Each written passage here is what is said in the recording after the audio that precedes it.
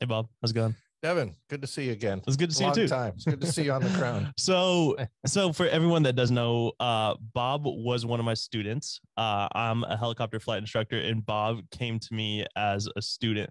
So Bob got his private pilot's license, and I know you don't like talking about it, but how old are you?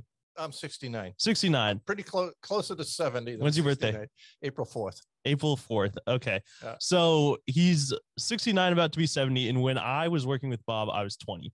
So I would have these conversations with my mom, and I was like, Mom, I'm 20 teaching Bob, who's got how many more years on me, so much more experience, and I'm teaching him how to fly helicopters. So it was always super weird, that transition. But tell me about yourself. I want to hear your childhood growing up. I know your service in the military, and then how you got to where you are now. Sure. Yeah. So I was born in 1952. Only 7 years after the end of World War II. Korean War was still kind of going on. I think that ended. So growing up, every kid's father and uncle, had either served in World War II or Korea. So it was very, very, there was a lot of military veterans around, and that was the same in my childhood. So that was kind of, some different branches of the service and everything. So when I was in, I think, first grade is when the Soviets launched Sputnik. And of course, in the 50s, I was just a little kid, but there were always a lot of jet planes flying around and everything. So that's what I remember a lot of. There was, the Air Force was a lot bigger, and the Armed Forces was a lot bigger back then. So there were a lot of like transport planes, and there were Air Force bases near almost every city, a heck of a lot more of them than there are now. So that was a big deal of it. So I kind of grew up during the Cold War with Russian bombers and our bombers, and then, Sputnik, and then Yuri Gagarin was a year later, the first human in orbit. I was, like in third grade then. So it was pretty neat. So the space race was on, the Cold War was on, so it was pretty big. So aviation and rockets and jets were kind of always there. So growing up, I just normal stuff. I grew up outside of Boston, small town in Middlesex County, Stoneham. I don't think anybody famous is from there, except Nancy Kerrigan, figure skater from the like 80s or something, was from there, but long before you were born, Devin. And I, played sports. I was pretty good at running and hockey and did all that. So after high school, I went to the U.S. Military Academy at West Point, primarily because, I was okay as a student, but played hockey. What was the process of getting into West Point?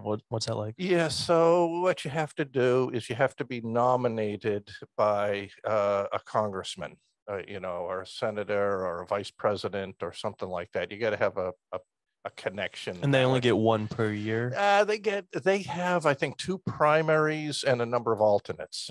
Okay. So, and then once you have your nomination, then you have to go and get a bunch of letters of endorsement, I guess, or letters of recommendations from coaches, high school, teachers and things like that. And then you have to pass a physical and a screening. So you get a physical and a physical aptitude test. They have you do a bunch of strange things that you never did before. Like there's one of them is the kneeling basketball throw. So you're on your knees and you throw a basketball as far as you can. So it's stuff that you're not used to doing. And that's how they judge if you're like. So they have their own reasons. Okay. Yeah. So and I think you would fail if you refuse to do it. So this is stupid. I'm not going. This person's not suitable. Maybe that's the point of the test. Yeah, it is. Yeah. What kind of strange stuff can we have these people do that they'll still do without complaining? Yeah.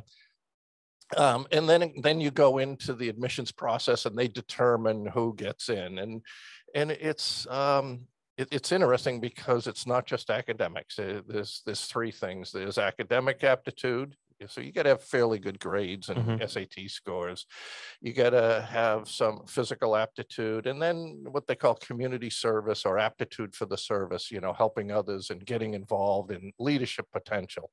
So it's they have a formula that's secret, but it's a combination of all of those three, and that's how you get in. So if you're just a good student and not good at anything else, They want well-rounded yeah, individuals. that's kind of it. Yeah, because they're developing leaders for the future, and that's how it was. So I went into West Point, played on the hockey team, and met a lot of good folks. Graduated from there, and it was there that I kind of wanted to. I did want to be a helicopter pilot, but I didn't pass the vision screening. I was colorblind at that time. Vietnam was winding down, so it was bad timing. If they need a lot of pilots, they waive the vision, Yeah. the color vision anyway. Yeah, right. And that they were winding down, so they were really tightening down. So the next best option for me was I went armor. My branch was armor, so I was a tanker, and always liked the idea of flying. And eventually one day I said, "Oh, I'll get my private pilot's license." Wait, so I want to hear more about this tanker. Yeah, sure. What kind of tank? So I started out, so I graduated in 1974, Okay. graduated from high school, 74, graduated from West Point. I had already gone through airborne school, parachuting, my junior year. And then right after graduation, so I was commissioned in the branch of armor. That's what tanks are. Armor and cavalry is in that branch. So I went to Ranger School right after graduation. Then I went to the Armor Officer Basic Course. So Ranger School is kind of like commando and survival and Yeah. ship training. What was that like? It was 9 weeks long. It was intense, and it was a challenge. It was one of those things I wasn't looking forward to going. Like Army Ranger School? Yeah. Isn't this like one of the most like intense parts of the military? Yeah, it is. It's so the Rangers are elite. They're an infantry unit. And it's hard to. A lot of folks will confuse them with like special forces, the Green Berets, Are they not? Or the SEALs. No, they're different. The Rangers are specialized infantry, so they're organized in battalions and squads and things like that. So for very specialized infantry missions, they'll use the Rangers. They're special forces are a different group. They tend to work more for the State Department and work for the host country. So most of their stuff is winning the hearts and minds of the locals, helping build up local military and skills, and they provide advisors. They do combat operations, but that's kind of like the second or third mission. It's mostly team building and with the country team. And what do Rangers typically do? Well, Rangers are all combat. They're usually they're very specialized combat missions that you need that are more difficult, and you need more skilled, and so they're an elite organization. And then you've got the Delta Force, which is kind of the Army's equivalent, like SEAL Team 6, and then you have the SEALs, which is a very intense and highly trained group and highly motivated. You get the Delta Force, which is part of the special operations, and they do these, rescue ops and things like that. Very, very, surgical strikes and going in and tough stuff. So Ranger School was more getting the skills and seeing if you can survive it, so they do everything, land navigation at night, most of the training is at night. So it's small unit leadership tactics, so hand-to-hand combat, mountaineering skills, riverine and swamp operations, airborne air assault, helicopter assault, a lot of light and land navigation and physically demanding things to be able to get from your start point to a rally point, conduct either a raid or a reconnaissance, and then get back in time and don't lose anybody, don't get lost, and don't break a leg and stuff like that. And it's a series of these things over and over again. And you're evaluated based on your leadership. So you'll be going along and you're in a patrol, and all of a sudden they'll stop. Okay, Ranger Dylan, you're the patrol leader. The patrol leader's just killed, and you got to know where you are and step in and go on like that. Yeah, so it's like 9 weeks of your FAA check ride. Yeah, kind of. Yeah, only people have guns. Yeah. So they're pushing you to your limits. Yeah, it really is. And so you're by the end of 9 weeks, everybody sheds weight. You'll go out on a 7-day patrol, and they don't have many more. They have MREs now, but we had C rations, and in a C ration meal is 1,400 calories. Oh Jesus! Yeah, one a day, and and if you're late or something, you don't get any sleep that night. So you're pretty much starving, you're dehydrated, you're exhausted, you're sleep deprived, and that's what they want you to do, is be And that's able for to 9 function weeks. under stress. It's not the full 9 weeks. You Right. know, at first they start out kind of gradually and stuff like that, obstacle courses, PT stuff. But the last phase for me, it was at in the swamp phase in Eglin Air Force Base. And so those last 3 weeks were the toughest, because by that time you're pretty fagged out. Yeah, they killed you. So after Ranger school, what'd you do? So after Ranger school, I went to the Armor Officer Basic Course. And so that's where new lieutenants go to learn all the basics of the tanks that we're going to do. So to answer your question about what tanks, at that time, the main battle tank of our forces was the M60, had a 105 millimeter high velocity gun on it, weighed about 50 tons. And the cavalry cavalry is a reconnaissance arm, where the armor would actually engage in combat. Cavalry does reconnaissance and surveillance and counter reconnaissance, you know, finding out where the enemy is and keeping an eye on them, but don't get decisively engaged. They had Sheridans. It's a light armored reconnaissance vehicle, and light tracked vehicles, 113s. So you learn all the maintenance about that. You learn about all the systems, tank gunnery and armor organizations and tactics and all of that stuff. And then I went to my first unit, which was in Germany. I was with a tank battalion in Mannheim, Germany, and spent 4 years there. My first assignment, I was a platoon leader. So it was me, and I had 5 tanks and 19 other guys, 20 total, and part of a tank company. And did that for about a year. Then I made first lieutenant, and I became the company executive officer, which is the second in command of the company.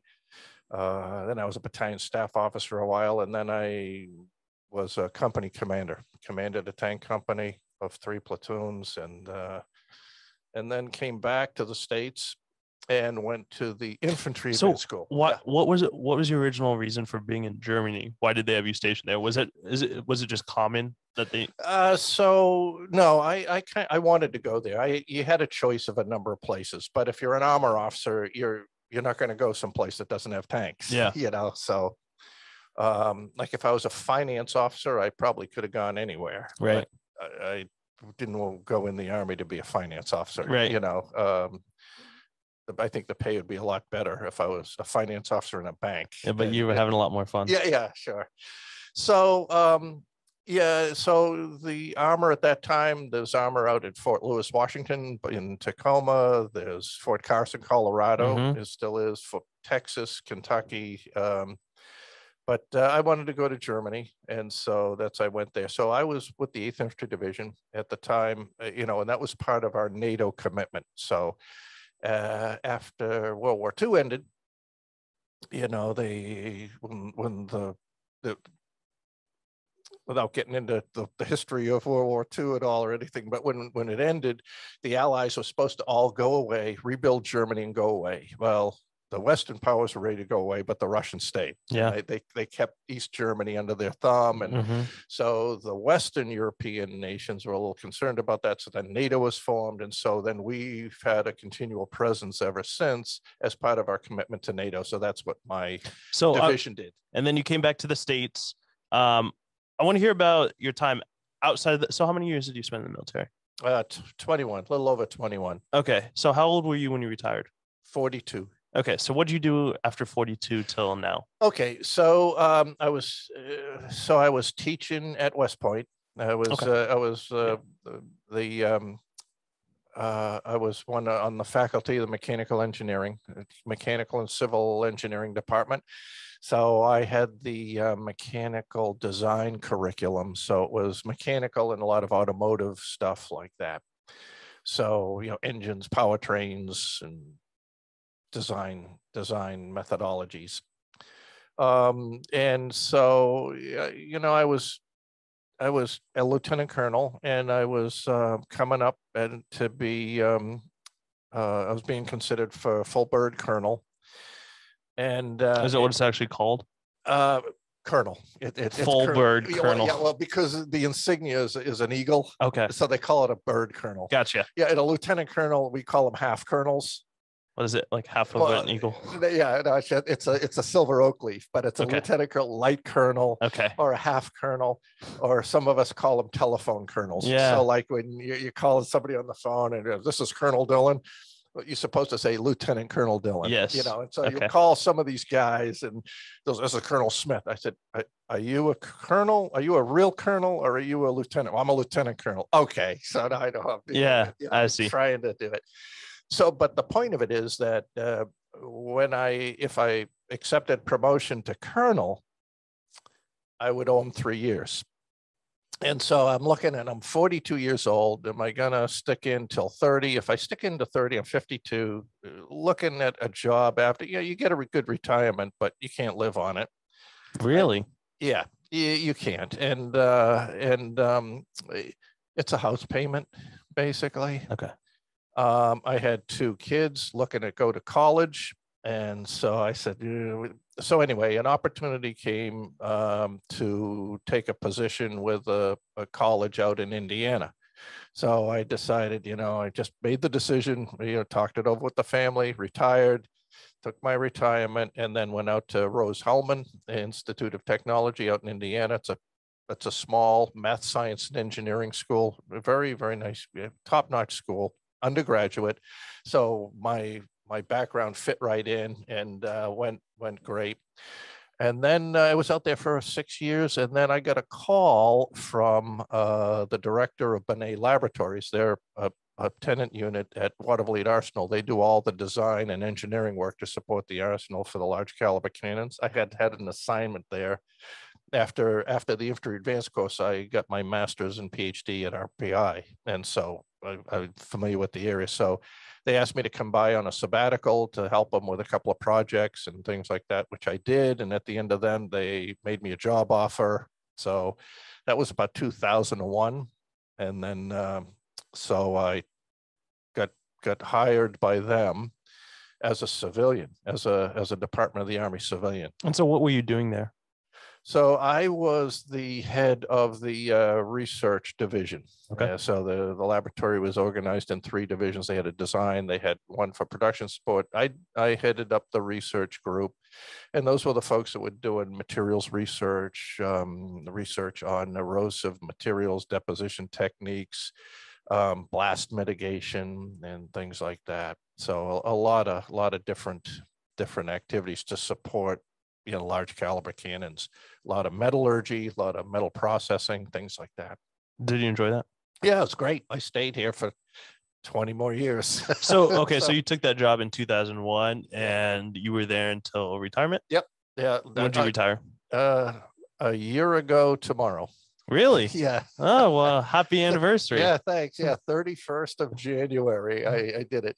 So I was the director of research for a number of years. Then I was the science advisor, where there I did a lot of working with universities and industry for technology transfer. So universities that would come up with new technologies or something that might be usable, I would look to see if we could transition that into active programs that we had into weapon systems. And the last 2 years, I was the director of the lab. Nice. Yeah. Nice. So a year ago tomorrow, you retired, and then over a period of some time, you come to the decision you want to fly helicopters. Yeah. Well, the helicopters were always there. It was always there. Yeah. I almost got my fixed wing license when I was out in Indiana, because I was right near an airport. There were a lot of planes. I could buy a Cessna 152 for like $12,000. But the problem is, so it comes down to the 2 big things, and that is it's one thing in 2 parts: the resources, the time, and the money. Mm-hmm. There, I had the money, and it was affordable. I just didn't have the time. Teaching at a teaching college, it was like 60 hours a week. It was exhausting because you're on your feet a lot. You're prepping. You're either grading or prepping, and it was just pretty intense. It was nice, but so that was undoable. And then while I was at Benet, it was just, tough. I was doing a lot of traveling, and so the time wasn't there. And then so when I retired, both of them came about, and I said, you know what? Now it's time. I'm doing it. So you found my company, Independent I Helicopters. did. How'd you find it? I went online, and because I thought I was probably, I didn't know there were helicopter schools around here. I figured, everything I saw was either in Arizona or Florida or maybe Louisiana or California or something. So I said, I'll probably be there. And I just hit a thing, and then this Independent Helicopters popped up. And they said, holy moly, look at that. They're in Stewart. That's not too far. They go, wait a minute, there's one up in Saratoga. So I called, and I think I talked to Michaela, was in the office at the time. And she says, yeah, you talked to Matt Taggart up there. And I drove up, and so I didn't see Matt right away, but Nick was there, and met Mary and the other folks. And then so I talked to Nick. This was like so in April, I went and I said, well, the first thing I'm going to need is a flight physical. So I went and started the process for my flight physical. And then in May, I think I had my check. I'll have to look at my wallet, my iPhone. I think I had an intro flight with Nick in April. Okay. Like the last week in April. And then you and I started like on the 17th of May, in earnest. So when people come into my office and they say like, hey, I want to learn how to fly helicopters, like you alluded to, you wanted to get started on the process of your medical. And that's what I recommend to people. Go get your medical, because it may throw up some hurdles. Yeah. Walk me through the process of getting your medical. Yeah. And I will say this, that you and everybody at Independent said, well, before you waste any of your money, make sure you get your medical, and I said, time isn't on my side here. And even if I can just fly dual, and if I never get my medical, I've at least, because one of the things that was, kind of a question I had in my mind is, do I have the ability to fly a helicopter? Do I have the aptitude to do this? Could I do that? Yeah. Can I do it? Because it may be one of those things that my coordination or whatever is just not going to fly. Right. So I said, look, I just want to get up on one of these things and do it. Then we'll do it. So concurrently, I got the student thing and the pilot certificate. The student pilot certificate, and you can fly with that while your medical's pending. So I had primarily the thing that held me up in getting the medical was, it probably would have been a lot quicker for somebody else, but I had bypass surgery 6 years ago, so that's a big flag. What kind of bypass surgery? Coronary bypass surgery. How many? 5. So I had a 5-vessel bypass, and that's a podcast all in itself. But it was a great adventure. Everything went out great. I was in and out of the hospital in like 3 days. It was amazing but I was in good shape. I was doing a lot of cycling and everything. Right. So. For anyone that's listening, and you're thinking about going and getting your medical, or you're concerned about your age, and you've got some health concerns. Yeah. Bob is the living example that you can have a 5-way bypass. You can have a 5-way bypass. What did they put you through to get that approved? What was it? What was that approval process like? So the FAA? Yeah. Yeah. So they're an organization with a lot of forms. So anyway, so they said, and of course, for anybody who's watching and listening, if and it's all on the honor thing, you put on, have you ever had any coronary, have you been hospitalized? I said, check. Yes. What have you done? Yeah. Coronary bypass. And I could have easily checked no. Yeah. But then I got a sign at the bottom that everything is true. And if they find out your pilot's license is gone. Yeah. And plus, being a military academy graduate, a retired Army officer, duty on a country, my integrity's worth a lot more than just but for those who but it's so and they go through that, then they say, okay, now here's what we need a report from your cardiologist, all your medical records, your surgery, the report from the surgeon, what was done, how it was done, what your current health is. So there was a number of things. I had to take another stress test and all kinds of other things, and which I had done anyway.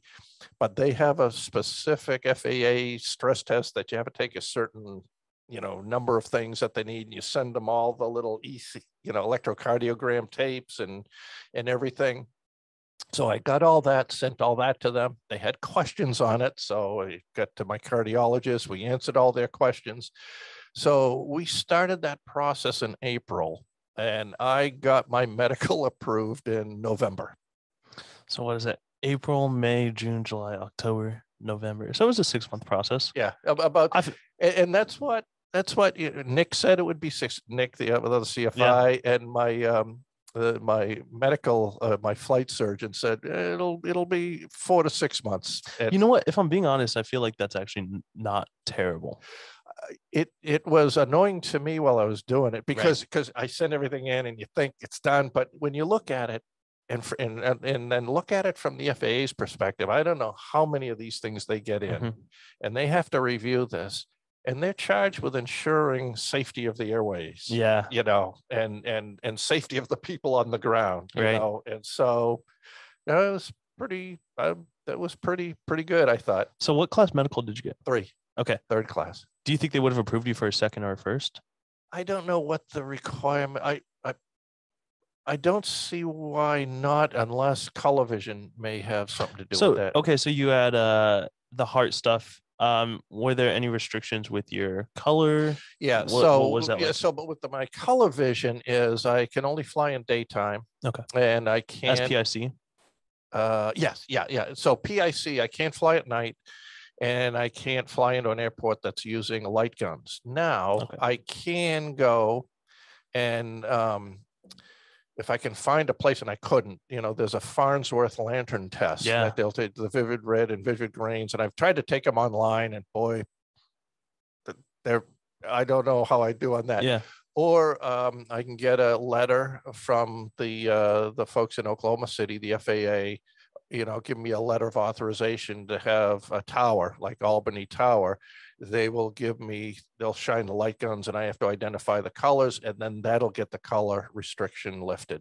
Interesting. Yeah. So we were able to go through and do all of our nighttime stuff because I was on board. Dual. Yeah. Yeah. So it was dual, but your restriction is just not operating at night solo. That's correct.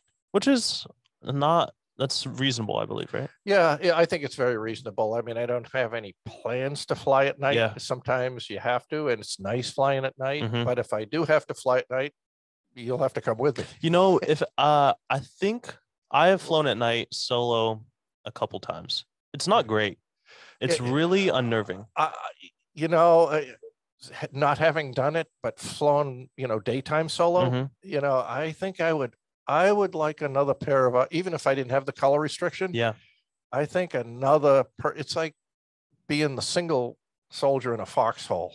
We don't do that to our soldiers. We always put guards and sentries out in pairs, and having a second pair of eyes in the cockpit with you at night is a pretty prudent thing, I think. So what's one thing that you would tell yourself before going to flight school that you wish you would have known? What was this experience like, learning how to fly helicopters, that you would have told Bob before he started to fly helicopters?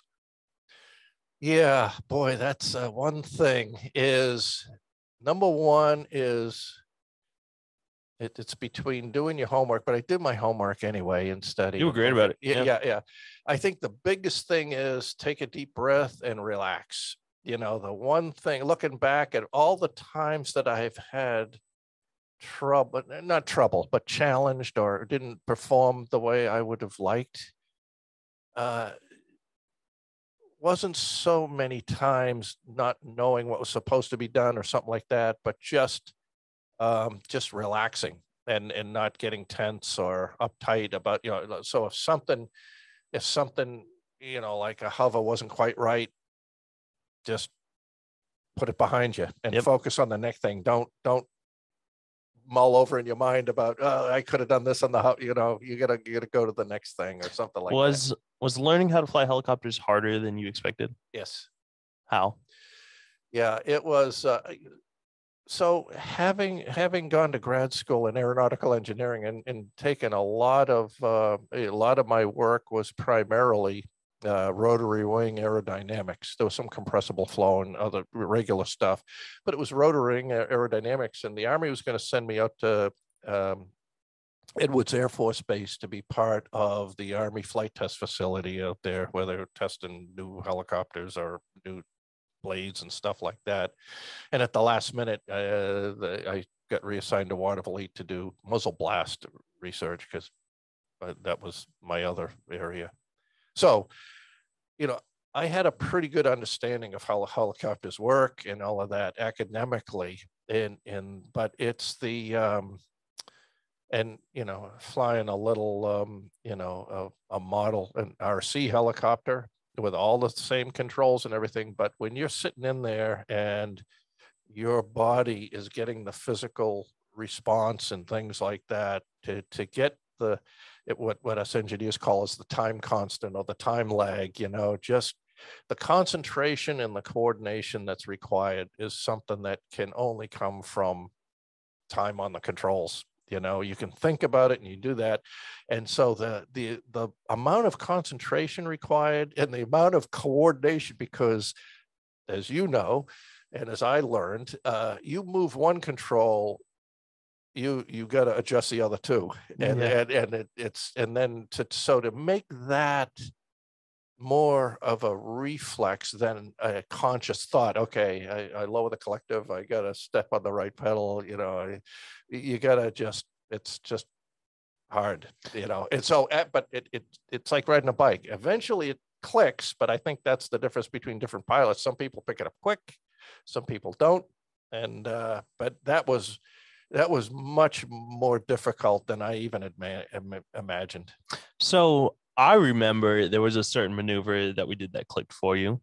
Do you know how many hours you were at when you felt like you got hovering? Or did you ever have a light bulb moment with hovering? Oh yeah. It was and I did it the other day when I was out there just to reenact it. It was the 45-degree, angle going, so facing down the runway and then going from the runway marker lights, the side marker lights, going, at a 45-degree angle, stopping, and then up to the next one, 45. If memory serves, I think that was around 16 or 17 hours. I think before that it was there were times when I would have it for a very short period of time. I'd be able to hover for like 4 seconds. Like, oh, this is great. And then the oscillations would come in or something like that. And you'd bring it back and I could hold it for a little bit. So there were these little patches where I could do it, but it wasn't consistent. It was after that point that it got consistent. And, I would tell people, I said, well, I was able to hover in an area like the size of a hockey rink. And then I got it to where I could hover into the center ice zone. And then my goal was to get it to within a face-off circle. And then if I could just hold it over the dot. And I remember you would tell me something, we'd be talking, say, okay, stop moving. Okay, stop. I want you to hover. Okay, yeah, stop moving. Okay, you're moving forward. Yeah, so it was like, it was a tad under 17 hours, but now I'm interested. I'll have to go check my logbook. When you felt like it clicked, one of the things as an instructor is I remember that moment too. I remember for all the students I've taught, I remember every single one of them's moment where it clicked. Sure. And for every single person, it's during a different maneuver. Yeah. So for you, it was the 45-degree angle move.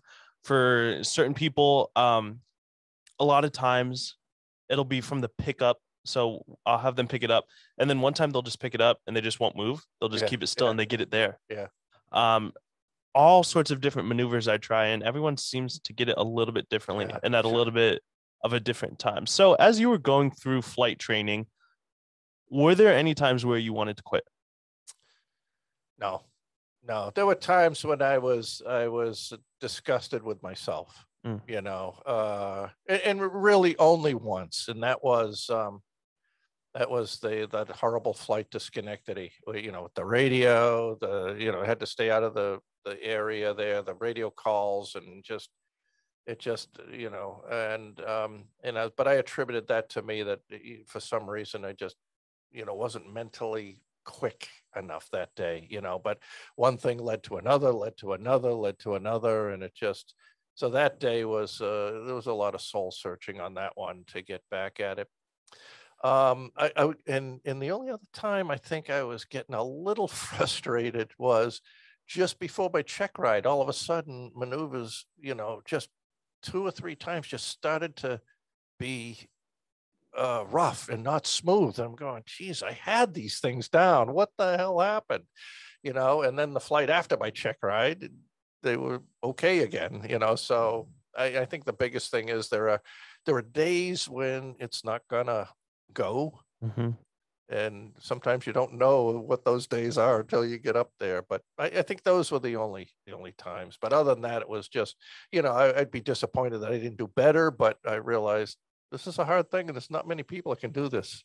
And that's the right attitude. So I want to explain that flight from my perspective, and then you can comment or add things on that. So, I don't know, maybe we were like 10 or 15 hours away from your check ride. You think it was more? I think it was more. Okay, maybe it was more. Yeah, but it seemed like there was a lot more flights after that, but maybe not. But go ahead. Okay, so it was a couple months before your check ride. Yeah. Pretty well experienced at this point. Yeah. I thought the flight was something that you could handle, but my goal with that flight was to put the pressure on you. This is a difficult position to be in as an instructor, because I told you, okay, go ahead and take off, depart southbound towards Schenectady. And then I think maybe I gave you a diversion or something. Yeah. So we headed out west. Yeah. And then that was fine. And then you made a mistake or something, and then you were trying to work through on the GPS to figure that out. And then you were trying to program in the right airport. Right. And then you were trying to program in the right frequencies. Yeah. And things were not going well. Yeah. And as you were reaching over to program stuff, your airspeed was dropping and your altitudes were changing, and the aircraft was pitching. And I was sitting there and I was just watching. It is like a parent watching their kid drown. Yeah. That's how it feels. Yeah. And it hurts. But with that analogy of a parent watching their kid drown, maybe that kid's had lessons and they know they're supposed to flip over and sit on their back and float. Yeah. And I had built this foundation with you where you know how to work the GPS. Yep. You know where Schenectady is. And I was trying to build the pressure, but it's hard as an instructor. And it was getting to you. Well, between you building the pressure and me adding to it, mission accomplished. Yeah. Well, and that's one of the things Well, I will say this though, I didn't feel as bad afterwards because you were mad afterwards, or you acted mad. I was probably mad a little bit. Yeah. And so that goes on to it too, because you want to have your instructor not mad at you, pleased. And so that was hard for me. Had I known that you were intentionally putting the pressure on me, it wouldn't have been nearly as bad. But then that wouldn't be. So afterwards, when you told me this days later that you did it definitely on it, and I took a couple of days and really went over, and over that thing in my mind and everything. I printed out the book on the GPS so that would never happen again. And but that was a pivotal moment, I think, in terms of handling things that can happen while you're in the air. Yeah. And actually some of the, like I said, it's difficult to do and difficult to watch, but sure. You overcame it. So walk me through your check ride day, and maybe the day before your check ride. What were your thoughts? And then I want to talk about your private pilot check ride, and I want you to tell me what happened. So why don't you start like maybe a day or two before, and what were you thinking? How were you preparing? Sure.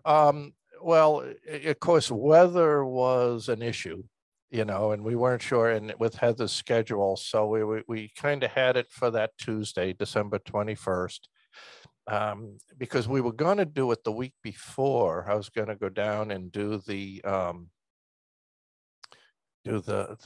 oral and the check, the oral examination and the check ride. Yeah. But the winds were just wicked, and so. And just for everyone's clarification, when we talk about the check ride, After you go through all of your training, at the end, you have to get your certification. It's like your driver's license test. And there's two parts to the check ride. There is an oral examination and then a flight examination. And together, those are called the check ride.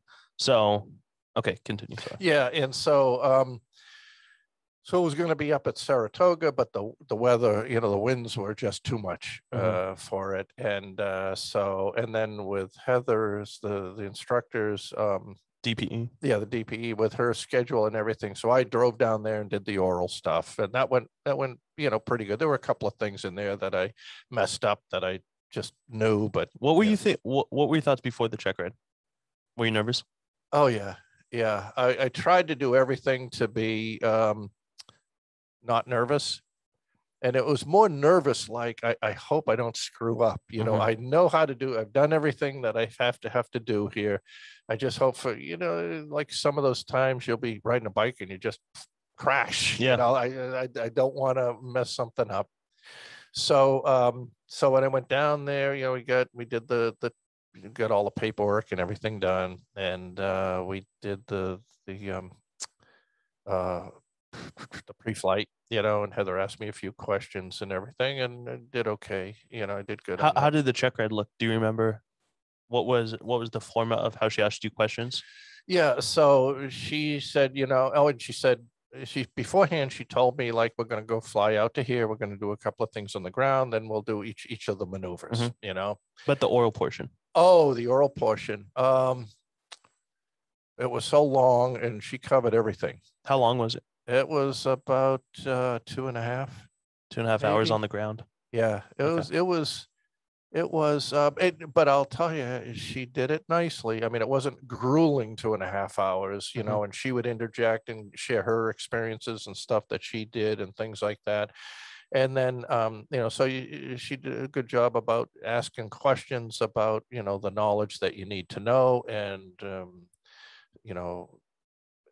about the aircraft, about all of the regulations, about navigation and stuff. And then she would also do hypotheticals, and so that was pretty good. Were there any moments during that ground oral portion where you thought, I don't know if I'm going to get out of this? No. Or that you thought you had screwed up? No, I actually, it may have been a bad, a wrong impression, but I thought I was doing okay, but I was always apprehensive, you know what I mean? I wasn't relaxed in terms of, oh, I got this, but I felt confident. What about your written test, your FAA written test? How did you feel about that one? I was disappointed in it. I thought I did a lot better than I did, so I must have misinterpreted a couple of questions, but because I said, oh, I felt real good about it, and then my score was lower than I thought I was capable of. Yeah, but so getting back to the actual flight, so we did the check ride. We took off because it was down at Stewart. And what really helped a lot was you taking me down there and going through the whole thing the week before, a couple of days before. And that was good because it got me used to talking to the Stewart controllers. And I think I had the same guy that we had, and so he must have recognized my voice or anything because he was pretty friendly and everything. And so we went out to, Orange County there, and we did on the way out, she saw me micromanaging the airspeed and the altitude, because I remember, I got to hold it within a certain thing. She goes, all right, you're micromanaging. And she just took her checklist and just covered up the panel. She left the rotor RPM, she left the tachometer, the manifold pressure and the vertical speed indicator, but everything else was covered up, airspeed and altitude. She says, I just want you to hold 1,500 and, 70 knots. And I said, oh, God. So she says, just look at the ground and just maintain that height. And we got close. She pulled it off and it was right there, which was kind of amazing. So then did just a normal approach, did good. She started laughing though, because she said, as I got closer to the ground, I kept moving over closer to her, leaning against her. She said, were you nervous? She said, I can feel you nervous. And I said, I didn't even know I was doing that. And it went good. And then we did some, ground hovering, and she took me over and had me do the most horrible thing of all of them was the the landing on a slope, and it wasn't even a slope, and for the life of me, I just had trouble with it. So what did the slope look like? It was the edge of a taxiway. Okay. So there was the taxiway, and there was a little bit slope coming down, and I was approaching it from the uphill side. And what I should have done is gone overshot and then come back. But it just, remember when I was first learning set downs, I'd get close to the car, sit down, and then get squirrely. Mm-hmm. It was doing that. And I said, "Oh God, I got the squirrels again." And so she started laughing. And that kind of diffused it a little bit. That I got it down. So you were coming down on the slope. Was it your skid or her skid that you were sitting down first? My skid. Okay, so it was the left-hand side or the right-hand side skid. Yeah. And you were coming down and you were just getting wobbly with it. Yeah, just more wobbly than I would have liked. So you think just by her laughing and making you feel like a little bit calmer, then you were able to execute? Yeah. So it was pressure. And maybe it was self-induced. Yeah, self-induced. It was pressure. all self-induced. Yeah, So I was almost at the point that says, "Can we just park this thing? Let me step out, walk for." I was thinking this in my mind, because I swear to God, I could fly better than this. Yeah. And then she had me do a running landing. Did she have you do the left skid? No, just the right. Okay, just the right skid. If I remember right. Yeah, just the right. Mm-hmm. And then we did a running landing just from, we were hovering and then just went down a taxiway, had me do a running landing. How'd that go? That went fine. Okay. And then did a quick stop, which wasn't as good as it should have been. And that's something I want to just make sure I can do again. What happened? Just a little bit of yaw, a little too much. I was a little too late on the pedal, so it yawed a little bit, but I brought it back. Yeah, well, I yawed one side, and then got it. And, but other than that, it wasn't as nice as I would have liked for her. Yeah. And then after that, so then we did an auto, and it went fine. A straight in auto rotation. Did a straight in auto, and she had me pull up and did a 180 auto. And by that time, the winds was started coming up, so it was going to be tight if I'd make it. So I cut it. I didn't, Was it a left 180 or? Yeah, right? It was a left 180, and I probably waited a little too long to make the turn. Okay. I should have turned right away. And so, but I just went diagonally for the mark and hit it, and she was okay with that. Then we did and beforehand, she showed me on her iPad the off airport landing place, and you got these wires, you got these trees, you got this all in here. So we went and did that. I did my power feel and did all that. She was happy with that. And then as we were pulling out of there, she did the engine failure. I figured I'd have time to do something. She goes, engine failure. So I did that. And I made the Mayday call. She says, "Oh, you did the Mayday." Some people forget to do that. Good job. So very good. Yeah. So except for the thing, quick stop. Yeah, the slope. Well, the slope was worse. That one of the easiest things it was, I think, and the quick stop could have been a little cleaner. Those two I want to clean up and take her up again and show her that I can do it. Did you do vortex ring state? Oh yes, we did that too. At what point in the checkered was that? We did it just before the off. We did the engine failure right after that. So we did the off post. We did the off. Yeah, the off post. That's my Army thing coming out. We did the off airport landing. Okay. And then when we climbed back up, we did the vortex ring state. And how'd that go? Good, but I was out of it a lot quicker. She goes, "You're out of it. You can." Yeah. I said, "No, I can't be." Because she's light. Yeah. I said, I just got out. She goes, "Yeah, I'm pretty light." She says, "All right, that was good." She says, "Nice and clean. No, wobbling around." Interesting. That's something I'm sure you've never experienced. Was flying with someone that light. Yeah. With the auto rotation, you're gonna glide a lot further. Oh, yep. With the vortex ring state, you're going to be out of it sooner because you had only practiced with me. Yeah, with both of us. And you've never done it solo. No.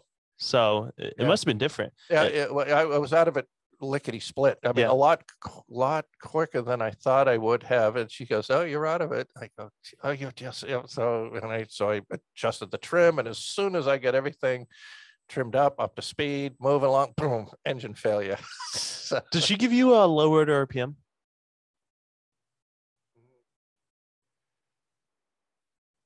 yes, she did. I think that was on the way out. She Okay. did that, or on the way back. It was.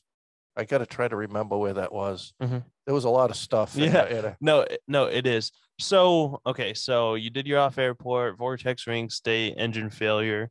And then after the last maneuver, she just said, take me back. Yep. And at what point did you know you had passed?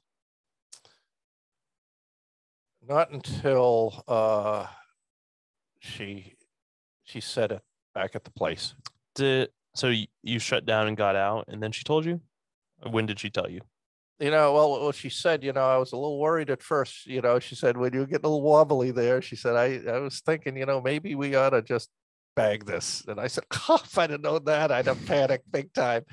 And she said, but your approach was good. So I said, let's keep it going a little bit here. And I said, oh, geez.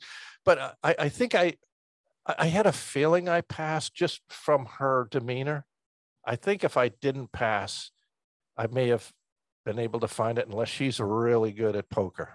Well, we're actually going to have her on next week. So on the podcast? Yeah. Oh, good. We'll be asking her the same. Yeah, you can compare notes on Bob did on his. Yeah, how did Bob do on Vortex Ring State in his quick stop? No.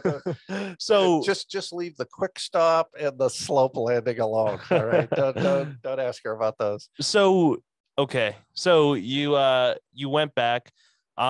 Was the check ride as hard as you thought it would be? No. Easier. Yeah. Why?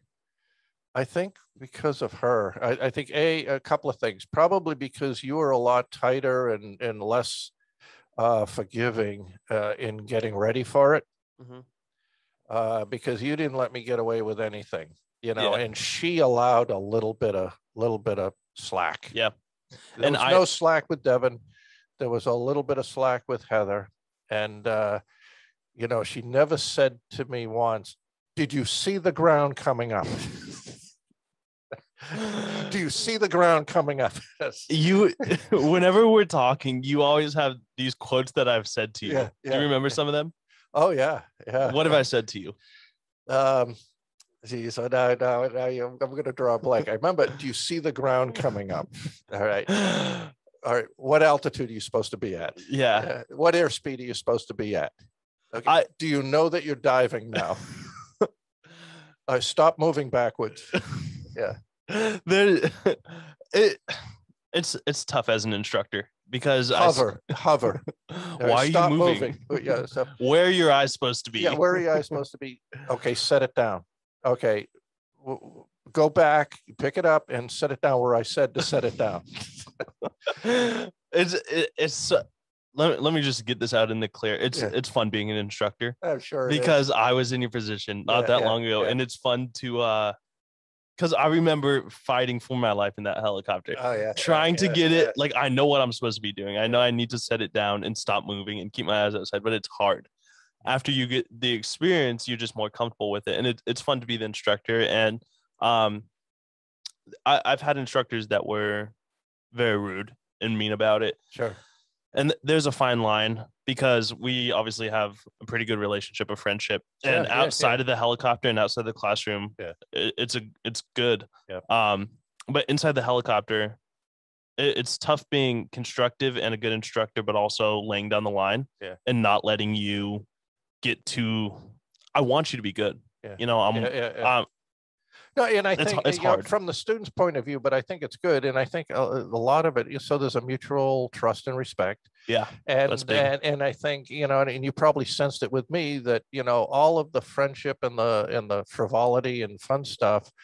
When we sit in the helicopter, I'm not your friend. I'm your student. You're my instructor, and your rule is law. So I don't think I push that anywhere to challenge that at all. So I think being in the military, and you always know that you got somebody who's evaluating. Like when you go to tank gunnery, you've got a staff sergeant who's evaluating you. Who I outrank them, but he's still evaluating all my duties when we go down on tank gunnery and stuff like that. So, And as a student, that's something I really appreciated from you. Stepping into this job, one of the concerns I had and one of the concerns my employer had it was my age. was my age. I was Oh, your age. Oh, okay. Yeah, my age. Oh, yeah. Well, and it's such an odd I guess discrepancy between our ages. Yeah. There's a lifetime. Yeah, well, it's your age, or if you're a woman, your gender. But see, to me, I'm blind to that. You come FAA certified. You're the flight instructor, so that's the way it is. And in the Army, it's that way too. You'll have commissioned officers flying, but you got warrant officers who are the guys teaching them. Yeah. And so it's interesting. Yeah, no. So the other one was, did you mean to? Yeah, I'll by the next podcast, I'll have them all written down. Well, and one of the things is just me. I'm just like a sassy, cocky guy sometimes. Yeah. So sometimes I make remarks that I don't always need to make, but I'm working on that. So you got your private. So where are you supposed to land? Where were you supposed to land? Did you want to land right there? Yeah, that was another one. Why are we 15 feet off the ground? Yeah, that's why are we climbing? We're supposed to be on an approach. Yeah. So you got your private pilot's license. What are your goals and aspirations now? Well, you said, hold on. Yeah. In helicopters and then just in life. Well, I've one of the things interesting from the time I went to West Point till the time I retired, my life was pretty much mapped out, with a couple of exceptions, by other people. You're in the military, you go, you do this, you're a platoon leader, company commander, battalion executive officer, battalion commander stuff. So, my goals in life are just to enjoy my time. Yeah. So the family and enjoy the fact that I can have a lot more freedom to do stuff that I would like to do and enjoy and relax.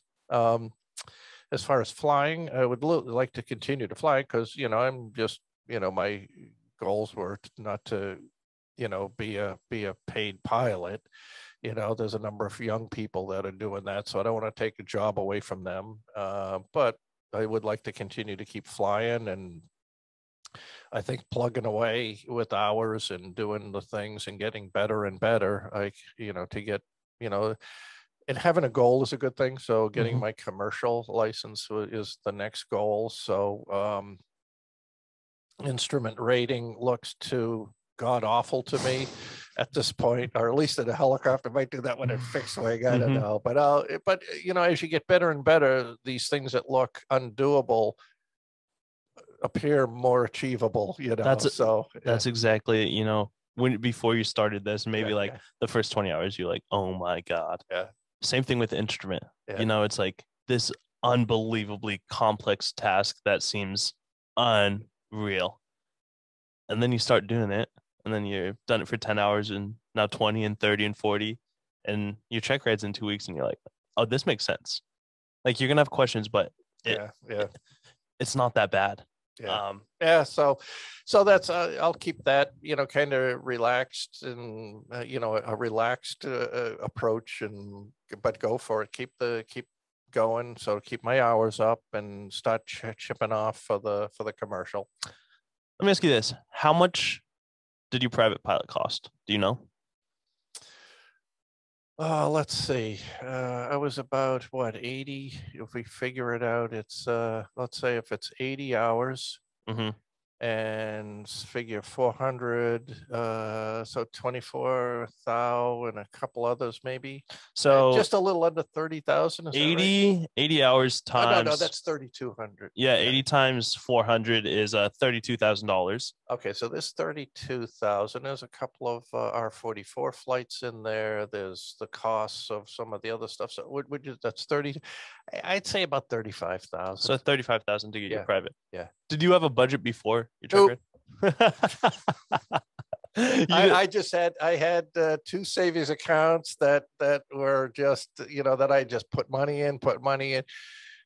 So I figured, when I started working here in 2000, with college loans for my kids and a mortgage and an ex-wife, my future was I'm just going to have to work till I die.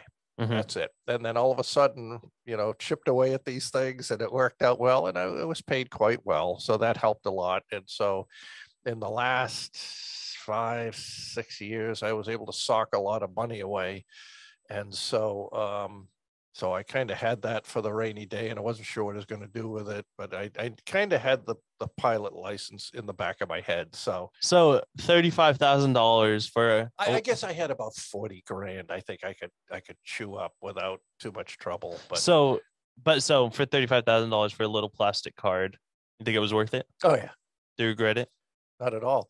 $35,000. The plastic card is part of it, but I've also got like 85, 88 hours in a helicopter Yeah. that I flew. Yeah. And you've got all those memories. And I never thought that would ever happen, ever. So, we kind of talked about your worst experience in the helicopter or a really bad time. Yeah.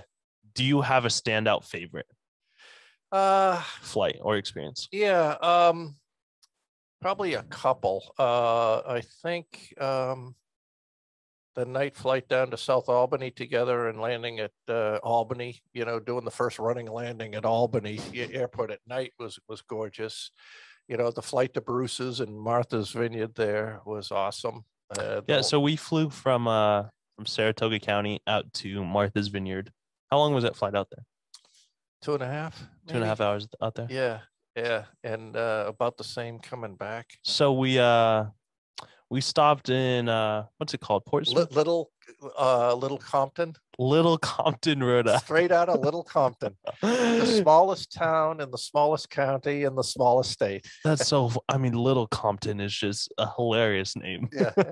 So we flew out to Little Compton and we visited one of your friends named Bruce. Bruce. Yep. He's a real cool guy. Yeah. And then we had a nice Devin had the family style fish and chips. It was great. My first time fish and chips on the East Coast. It was wonderful. So then we were in the 44, and the 44 we were in had floats, emergency floats. So we had those activated. They almost came in handy.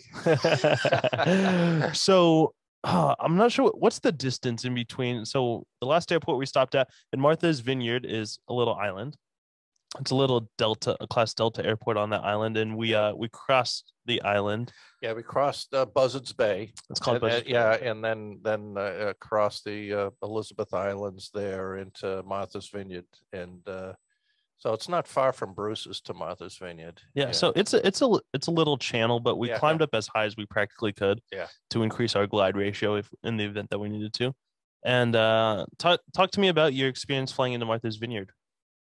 Well, it was nice. It was busy. Mm-hmm. It was very busy, but we were going in there, and I think they were bringing us in on a non-active runway, and then had us come over on the because the active runway was very busy, and then they didn't put us on the tarmac. They put us over on the grass because we can do that. They're like, you're going to be landing in the grass. Yeah, there will be a guy over there to escort you. Yeah, and it was there. We got fuel and went to the Sunoco station to get ice cream. Yeah, so we landed at Martha's Vineyard.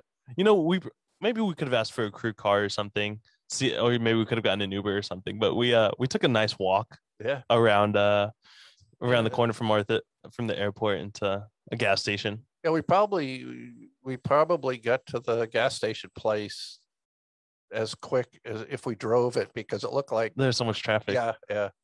Oh, and there was something going on that weekend. I think it was Obama's birthday. Oh, Obama's birthday. That's right. Yeah, that was bold of us to fly into Martha's Vineyard the same weekend that Obama was there. Well, we had to do it because we were that close. Yeah, we were close. So Devin wasn't going to be denied. Yes. So we did that. Then we flew back, and I want you to tell the story of us trying to depart Martha's Vineyard from your experience. Sure. So we were almost cleared to go, but the clouds rolled in, so the VFR conditions deteriorated. Right. Yeah. So Devin asked the controller, and I think we may have had a very cautious air traffic controller that day. Cautious, yeah. But it's not my place to say. But I think he could let us go because we're the ones flying, and no skin off his nose. Yeah, it's at our risk. Yeah. So Devin requested special VFR. You have to request it, and so And so explain the weather conditions. What was going on? Yeah, so there was a low ceiling coming in from the west, and it was hovering partially over the airport, partially over, the Sound, the Buzzards Bay, which is not unusual for that area, where you'll get these conditions that'll come in. That you'll get the low-lying clouds that hug, the water, depending on what the temperatures are and everything. So, but they were moving pretty fast, but they would open up a little bit, then they'd come back down. They'd open up. So they're kind of doing this thing. And so we're waiting for the special VFR. So I just want to set the scene. We were waiting to depart out of Martha's Vineyard. The field was reporting IFR. As we are a VFR aircraft, we are not allowed to just depart at our own will because the airport is IFR. So we had to request special VFR. The weather conditions were, our lateral visibility was fine. We could see out unrestricted laterally. However, there was a low layer of clouds. However, we felt that we could get through it fine. Yeah. And I truly, like, it was fine. Yep. Well, we're both here. Yeah. And the helicopter's fine. And the helicopter's and we never went IFR. Wasn't even close. Yeah. But we so we're waiting to go. Yeah. So we got the thing cranked up. We're waiting. Yeah, we'll have your clearance. But then there was a number of this traffic coming in. So he has us wait. And traffic is, I mean, we could have gone a number of times. I think, traffic is 10 miles out. I said, okay, so you do this time distance calculations.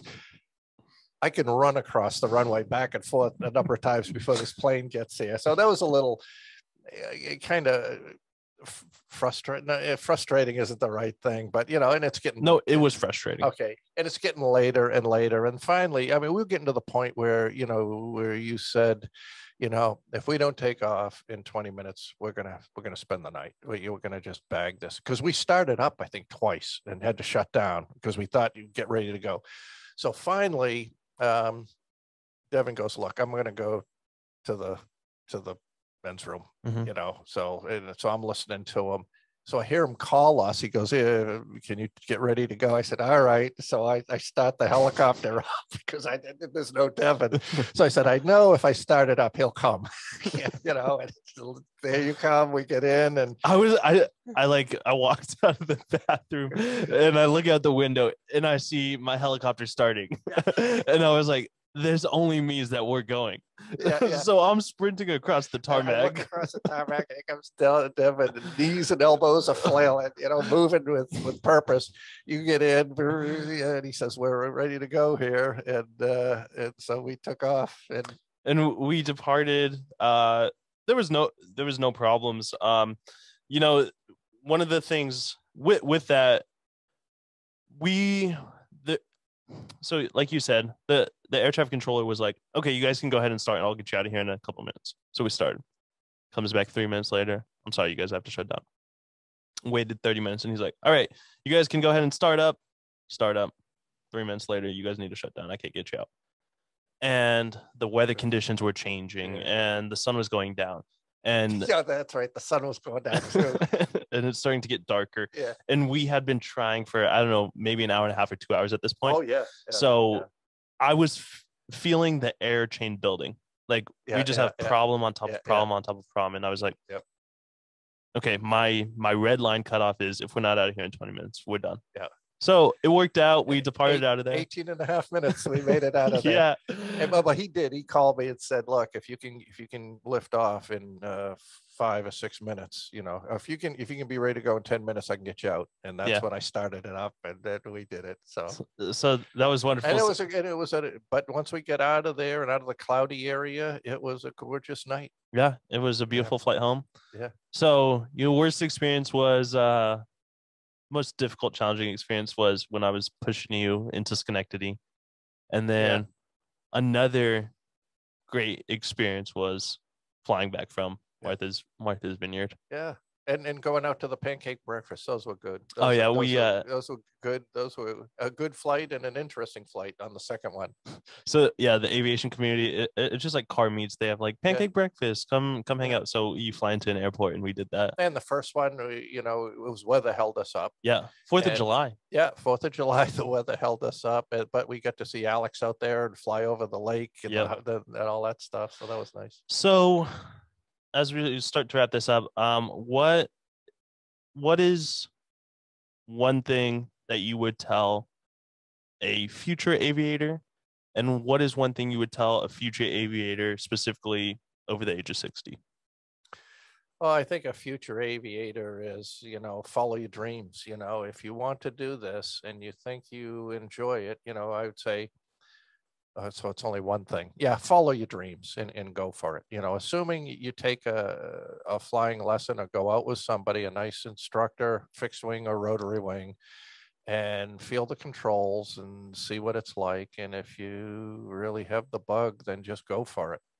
Just relax, put your head down, work hard, study, and prepare yourself, and then follow it. And for somebody who's older like me, there's really no age limit on any of these things. If you're physically capable of doing it, which the FAA will determine, find a good, and I think that to everybody, find an instructor that you click with, because everybody's personalities are different. But if you get a good instructor that you click with, there's that mutual respect, there's a good bonding between the two of you. It's really good. It's it's a lot of work. Some of it's hard. There'll be frustrating times, but 98% of it is fun and great memories. Yeah. You enjoyed your experience? Well worth the $35,000. Do you wish you had done it earlier? Are you happy? Oh yeah, yeah. Well, it's one of those things. Yeah, I do, because I could have been farther along, but as I sit here today, it doesn't matter because I'm here now and I've done it, and so it's yeah, that's a good question. Would I have been better at? Certainly, as you're younger, your vision is better, your reflexes are faster, and all of that stuff. So yeah, but I don't regret anything. Yeah. Yeah. All right, Bob. It was a pleasure talking to you. Thanks, Devin. Thanks for having me on, and look forward to flying again. Yeah. That's great. All right. See you, dude. Sure.